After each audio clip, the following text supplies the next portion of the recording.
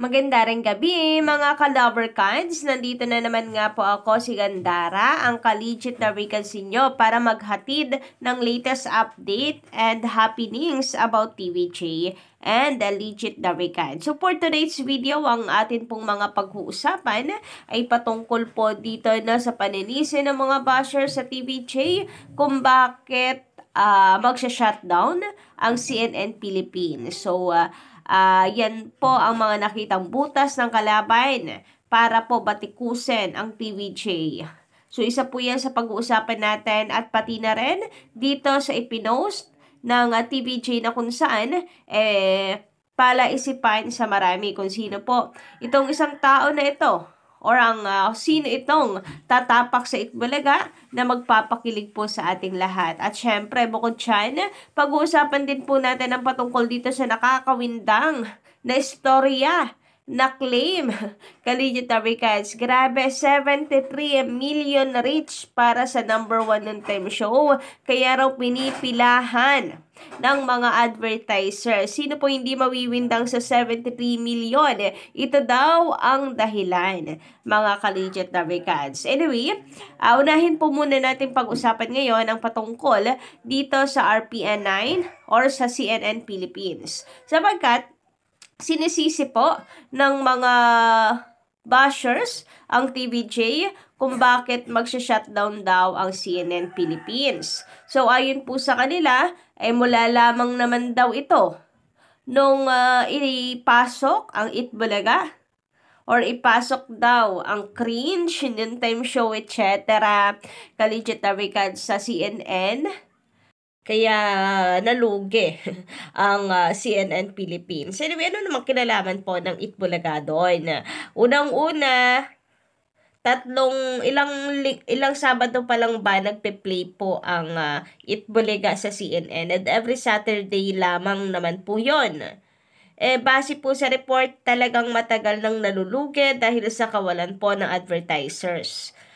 Pangalawa, mawala man po ang CNN, mananatili naman po dyan ang RPN 9. So, CNN lang naman po ang nawala, hindi naman po ang Channel 9. So, yung brand lang.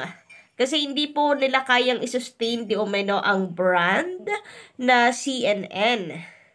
So, babalik na lamang po sila sa RPN 9. So, para sa akin ay okay lang din naman, ka-legit Africans, okay na makabalik po ang RPN 9. Dahil malay nyo, di ba, magkaroon po ng kasunduan at i-push ni MVP na mapanood din araw-araw sa Channel 9, sa RPN, ang Itbulaga.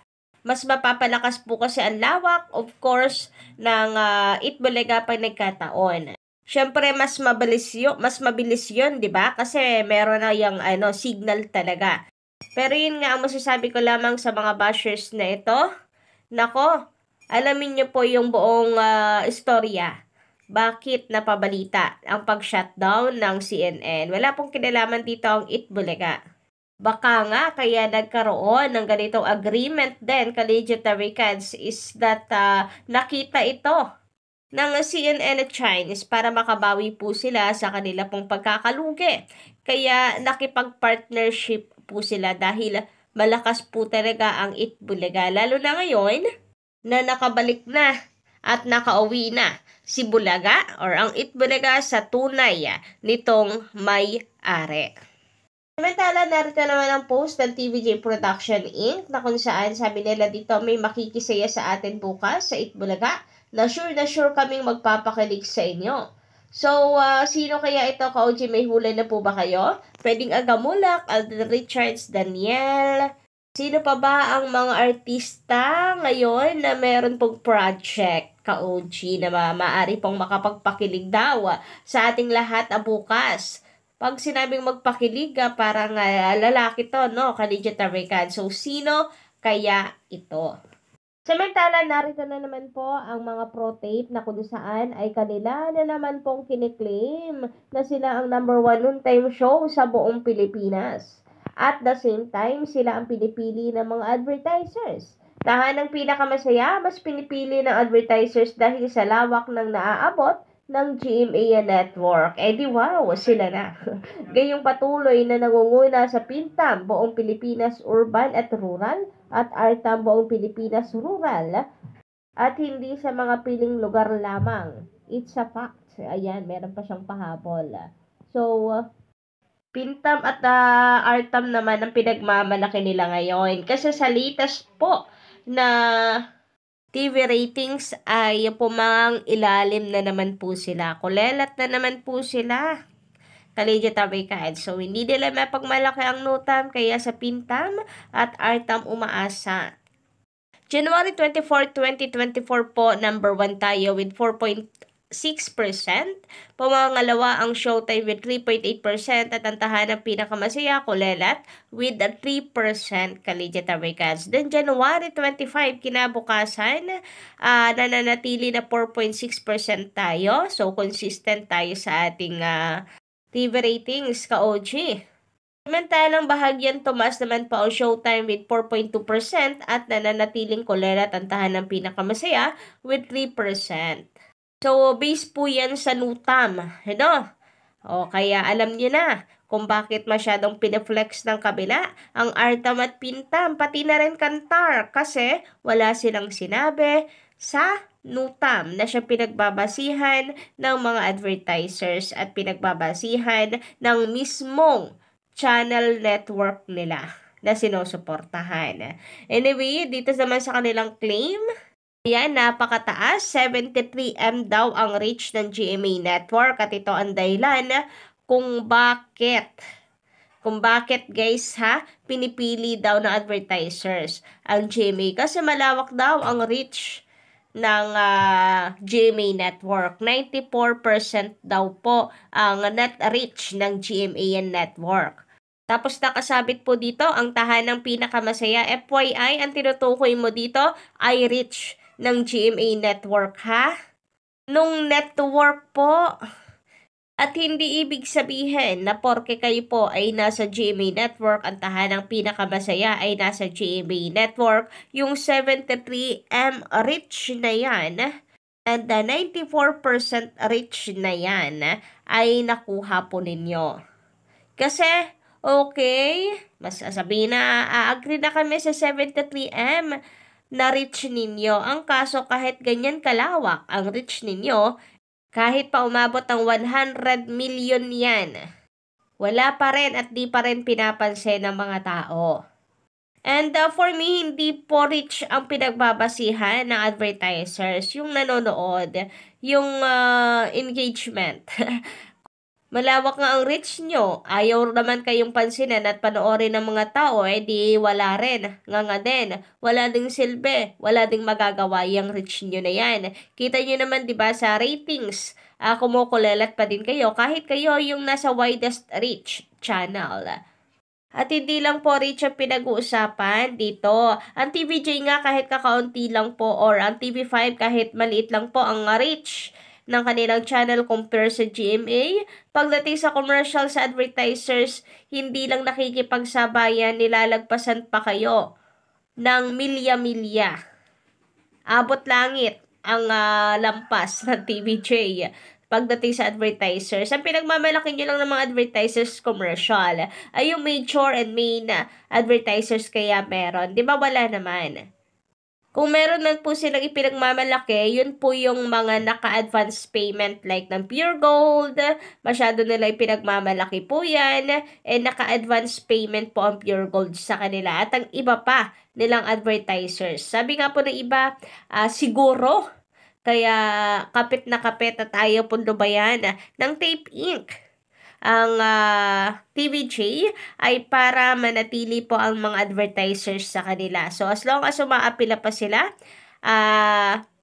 hindi pa tapos ang laban. Therefore, mananatili pa rin sa kanila ang mga advertisers. Kasi baka daw sa Itbulaga talaga nakapirma ng contract ang mga advertisers, or kung hindi man, ginagamit nila ang Itbulaga para manatili sa kanila ang mga advertisers, kaya patuloy na ayaw po nilang lubayan ang TVJ kahit panalo na po sa korte sina Tito, Vic, and Joey. Samantala, sabi dito ni Ed Gutierrez, magandang gabi, sila ang nagpapagulo. Huwag nilang isisi sa court dahil sila ang wala sa katinuan. Grabe sila. Kaya nga po, Collegiate Americans na nakapagtataka na ganito yung kanilang ilalagay sa apilay na parang wala naman pong galang sa desisyon ng Marikina. Maaari naman po sila, di ba, na mag-apila nang wala pong pangbabastos sa naging desisyon ng Marikina Regional Trial Court. Kasi iba yung mga words na ginamit wala pong preno. Maanghang at matapang ang naging apela ng Tape Inc. patungkol dito. So, tingnan natin, Collegiate Americans, kung pakikinggan sila ng Court of Appeals. Pero ngayon pa lamang sinasabi ng mga Collegiate Americans kung meron man daw po nagpapagulo, walang iba kundi ang Tape Inc. iyon dahil hindi matanggap ang katotohanan. So kayo ba, anong pa ang pulso po ninyo hinggil dito? San kaya abutin to? Stop na kaya dito, panikataon, or diretso pa rin hanggang Supreme Court? Samantala, sabi naman ni Shokohi, magandang gabi. Mali ang apela ng tape, dapat certiorari, hindi petition for review. Kasi kinakalaban nila yung korte. Matiteknikal sila. So, actually, isa po ito sa talagang pinaka-inaabangan ng marami. Kung ano po ang kalalabasan ng apela ng Tape Inc. Kung mayayari, malilintikan at mapapasama pa sila dahil sa ginawa nilang apela. Baka daw kasi ang mangyari niyan, mas mabigat pa ang parusa na maipataw dito sa Tape Inc. Dahil medyo meron nga daw pong pagkalaban na ginagawa sa korte. Sabi naman dito ni Shen Sky, katulad na explanation na Attorney Bueno ay mali na i-file ng tape kaya siguradong dismiss na kaagad yan. Hindi na po ba mapapatagal? Hindi na matatagal yung laban? Kasi parang mga nakaraan, di ba, sabi natin baka aabutin pa na 3 taon, ilang taon pa.